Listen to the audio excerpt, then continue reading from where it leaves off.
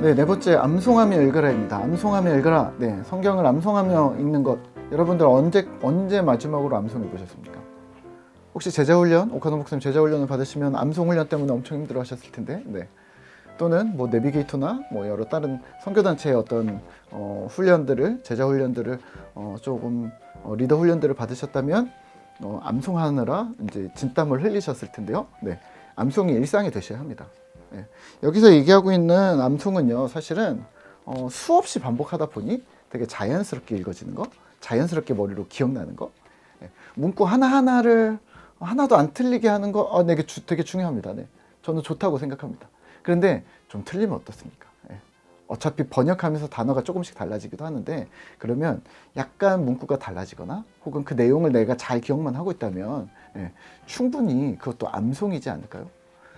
근데 이제 다른 사람들과 맞춰서 함께 암송을 하기 위해서 뭐 합독을 한다거나 뭐 이런 여러 가지 암송 방법들을 뒤에서 소개를 하는데, 그런 것들을 위해서는 문구 하나하나 다 맞춰서 외우시는 게 중요하죠. 네. 근데 그렇게 하는 게 되게 안정감이 있는 것 같아요. 네. 혹시 여러분들이 외우고 있는 문구가 있다면 그건 젊은 시절 혹은 어린 시절에 외우신 암송일 가능성이 많습니다. 네. 우리가 수없이 들었고 그리고 의도적으로 외웠고 그것이 아직까지 남아있는 거죠. 그렇다면 여러분들은 본인에게 말씀이 살아있기 위해서는 암송을 해야 되는구나, 첫 번째. 두 번째는 지금 우리의 아이들에게 줄 수 있는 선물은 암송이라는 걸 기억하시죠. 네. 그래서 암송을 하려고 본인이 노력하셔야 되고, 그리고 본인이 노력하는 걸 자녀들에게 함께하게 하셔서 같이 말씀을 묵상하는 것 그리고 암송하는 것 되게 중요하다고 저는 생각하고 있습니다. 왜 암송을 할까요? 네, 암송은요 68페이지에서 이렇게 얘기합니다. 말씀의 내면화와 말씀의 생활화. 사실 이렇게 단어 쓰면 추상적이고 구체적이지 않다고 생각해서 저는 좀 그렇게 좋아하지 않는데, 어찌됐건 철학과 나오신 교수님이 글을 썼으니까. 근데 이거는 사실은 우리가 계속해서 지금 말하고 있는 말씀의 내면화, 우리 안에서 말씀이 어떻게 작용하고 있는가? 그러면 이 뭐죠? 우리의 말과 우리의 생각에 우리의 내면화가 어느 정도 진행되어졌는지 정확하게 보여지는 거죠. 그러니까 우리의 말과 생각을 여러분들이 되게 잘 가꾸셔야 하는 이유가 말씀이 얼마나 내 안에 내면화됐는지를 확인할 수 있는 방편이기 때문입니다. 그러면 말씀의 생활화는 뭘까요? 삶입니다. 행동입니다. 우리가 말과 생각과 행동이 하나님 뜻대로, 하나님 원하시는 방법대로 우리가 움직여져야 된다는 것을 공통적으로 다 고백하시잖아요. 네, 그 부분에서 되게 큰 도움이 되는 게 성경 읽기, 그리고 오늘 이 과에서는 암송이라고 얘기를 하고 있습니다. 그러니까 성경을 통해 우리가 발전할 수 있는 것은 말과 생각과 행동이 변하기 때문입니다. 자, 그러면 여기 이제 암송을요. 네. 암송은 어떻게 해야 되느냐? 네. 암송을 이제 열심히 하라고 하죠. 네. 근데 암송의 목적은 뭐죠? 기억하는 겁니다. 69페이지 두 번째 줄고요. 성경을 주야로 묵상하고 깊이 생각하기 위해서, 그래서 기억해야 하는 거죠. 성경을 딱 덮었는데 이제 까먹으면 기억하기 어렵죠. 네. 그러면 처음에는 어떻게 해야 되냐면 문구 하나 혹은 단어 하나를 기억하시죠. 그리고 조금 더 시간이 지나서 익숙해진다면 뭐랄까요? 이렇게 한 문단 정도? 주어, 동사, 목적어 정도가 있는 한 문장 정도를 기억하시죠. 그리고 조금 더 익숙해진다면 한 구절을 기억하려고 노력하시죠. 그렇게 하는 겁니다. 네. 암송이 우리 안에, 하나님의 말씀이 우리 안에 거하는 게 제일 중요한 것이지, 암송을 하는 게 중요하냐? 말씀을 묵상하는 게 되게 중요하다고 계속 생각하셔야 합니다. 네. 69페이지에서도 나오죠. 마지막 문단에 큐티를 하는데, 성경을 읽는데 덮으면 생각이 안 나요. 네, 생각이 나게 해야 합니다. 그러니까 우리가 그러면 이거를 어떻게 해야 될까요? 네, 70페이지에 보시면요, 암송은 지금껏 말한 묵상의 정점입니다. 사실은 암송은 가장 고차원적인 묵상이라고 생각하시면 됩니다. 그러니까 내가 큐티를 합니다, 내가 묵상을 합니다 라고 이야기하는 사람의 대부분은 어느 정도의 구절들을 암기하고 있다는 사실을 좀 주지하시면 어떨까요? 네. 문구가 아주 명확하게 딱 센텐스가 생각나지 않아도 괜찮습니다. 어느 정도 어떤 흐름으로 어느 내용을 내가 알고 있다라는 정도를 알고 있으면 어떨까요? 네. 너희 안에 소망에 관한 이유를 묻는 자들에게는 대답할 것을 항상 준비하되 온유와 두려움으로 하고, 이렇게 문구를 딱 쓸 수도 있지만 너희에게 질문을 할 때 그 소망을 물어볼 때 우리가 대답을 해야 되는데 온유함과 두려움으로 해야 되지 않아요? 뭐 이렇게 문장을 바꾸는 거죠. 예. 그리고 혹은 이것까지 생각이 안 나면 말을 할 때 온유함 필요하지 않아요? 온유라는 단어를 체크하는 거죠. 뭐 이런 식으로 조금 이렇게 해보는 겁니다. 네. 그러면 우리는 어떤 구절을 암송해야 될까요? 제가 지난번에 다니엘서 그리고 또 우리 아이들에게 뭔가 필요한 구절들이 있을 것 같아서 제가 구절들을 쫙 한번 모은 적이 있었는데 이게 제가 예전에 내비게이터 59절 뭐 109절 뭐 이런 것들을 한번 싹 다 외웠었거든요. 그리고 이제 제자 훈련할 때는 뭐 다 아는 구절이니까 뭐 옛날에 외웠던 구절이고, 그러니까 뭐 이렇게 그냥 넘어갔는데 그 구절을 넘어서지 않더라고요. 그래서 이거 말고 더 새로운 구절이 없나? 막 이렇게 찾다 보니까 별로 찾기가 되게 어려워지더라고요. 그때 그리고 이제 시중에 나와 있는 암송 카드들을 그래서 싹 이렇게 막 모으기도 하고 인터넷도 뒤지고 막 했는데 결국에는 그 구절이 그 구절이더라고요. 네. 근데 이제 여기서 되게 중요한 구절에 대한 이야기를 합니다. 뭐냐면 71페이지 마지막 문단에요. 큐티를 할 때 그날 본문의 한 구절을 암송해 보십시오. 네. 지금 우리 10분 묵상에 보시면 제가 성경 본문은 뭐 로마서 1장 12장 1절에서 20절까지입니다 라고 이야기를 해놓고 오늘은 1절과 2절만 읽겠습니다 라고 얘기하잖아요. 중심 구절입니다. 이 중심 구절을 외우시는 거죠. 중심 구절로 선택된 중심 구절을 픽한 이유가 뭘까요? 그날 제가 엄청나게 많이 읽었기 때문입니다.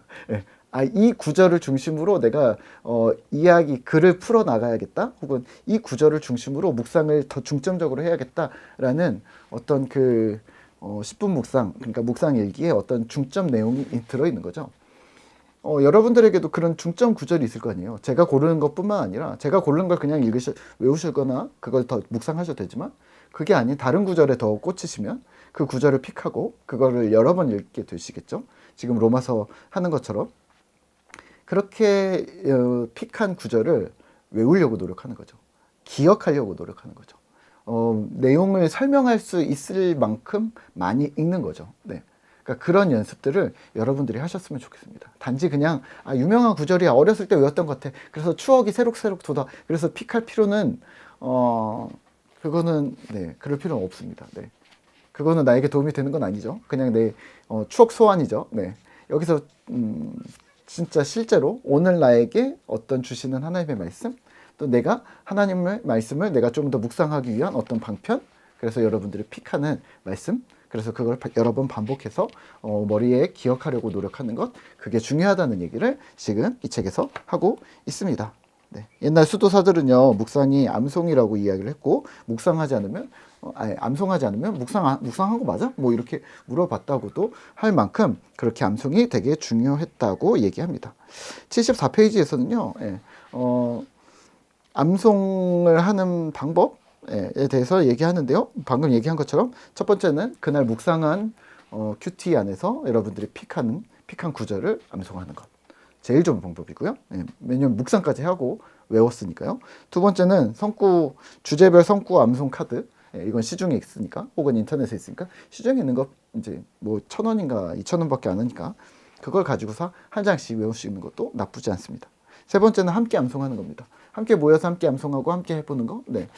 저는 되게 좋은 일이라고 생각을 합니다. 이거는 여러분들이 함께 자주 하실 수 있으셔야 되고요. 그리고 이게 뭐 주일학교나 뭐 제자반이나 뭐 이렇게 보다는 가족이 같이 하는 게 훨씬 더 좋다고 저는 생각합니다. 왜냐면 안 하게 되잖아요. 네. 왜 안 해요? 못하는 애들이 있으니까 못하는 애들을 배려한다고 안 하잖아요. 못하는 애들이 상처받을까봐 배려하기 위해서 안 하는 게 문제인 거죠. 상처받는 걸 배려하는 건 좋습니다. 근데 그래서 안 한다? 그래서 없어진다? 네. 그러면 가족끼리 하세요. 네. 아니면 친한 친구끼리 하세요. 혹은 친한 동료끼리 하시고, 엄마와 딸, 엄마와 아들, 아빠와 아들, 부부끼리, 그렇게 하세요. 네. 뭐 부끄러울 거 없잖아요. 네. 서로가 서로를 너무 잘 알기 때문에 그렇게 하시면서 암송은 꾸준히 하셔야 합니다. 스스로 하셔야 하고 꾸준히 하셔야 되고 그 꾸준히 하는 게 되게 익숙해지셔야 합니다. 옛날에 아빠와 암송하기 해가지고 아들이랑 몇 구절 찍다가 아들이 너무 잘 외우는 거예요. 그래서 제가 딸리는 거예요. 같이 읽자 그랬는데 엄청 빨리 읽고 나는 떠듬떠듬떠 막 이렇게. 그래서 그렇게 빨리 읽으면 아빠가 못 따라하잖아. 막 이렇게 됐는데 여러분들이 잘할 거라고 생각하세요? 아니에요. 하다 보면 아이들이 더 잘하거든요. 그러니까 누군가를 위해서, 나를 위해서라고 생각하시죠. 나를 위해서 시작하시고 나를 위해서 가족들과 함께 같이 시작하는 것을 추천드리겠습니다. 저희 집에는 화장실에다가 성경 구절을 막 붙여놨거든요. 제가 외우려고 처음엔. 그리고 아이들이 아이들도 외웠으면 좋겠지만 저도 외우려고. 근데 되게 말이 되게 어려운 것들이 있어요. 마음에 쌓은 선에서 선을 내고 마음에 쌓은 악에서 악을 내느니라 뭐 이런데 문구가 막 헷갈리는데 어찌 됐건 나를 위해서 자꾸 무언가를 하시면 그게 흘러간다라고 생각하시면 어떨까요? 자, 네 번째는 통째로 암송하는 겁니다. 통째로 암송하시죠. 통째로 암송하기는 저도 두려워하는 부분 하지만 다행히도 여기 나오잖아요. 믿음의 선배들이 많이 사용했던 게 어디 갔어요? 77페이지에서 2000년 동안 그리스도인들이 즐겨 암송했던 본문은 시편 1편 외우시죠? 시편 23편 외우시죠? 고맙죠? 고린도전서 13장 이 정도는 조금 어렵지만 그래도 외우시죠? 그리고 요한복음 15장 요한복음 15장 외운데 요한복음 15장 도전하시죠? 로마서 8장 도전하시죠. 이런 식으로 우리가 조금씩 하나씩 도전하시죠. 성경 한두 권을 통째로 외우는 사람도 있고 뭐 이렇게 한다는데 실제로 저희 신학교에서는 그런 사람들이 꽤 있었죠. 부럽긴 한데 시간이 없다고 핑계 대고 있었지만 어찌됐건 통째로 외우는 일 가능하다면 하나씩 도전을 하시죠.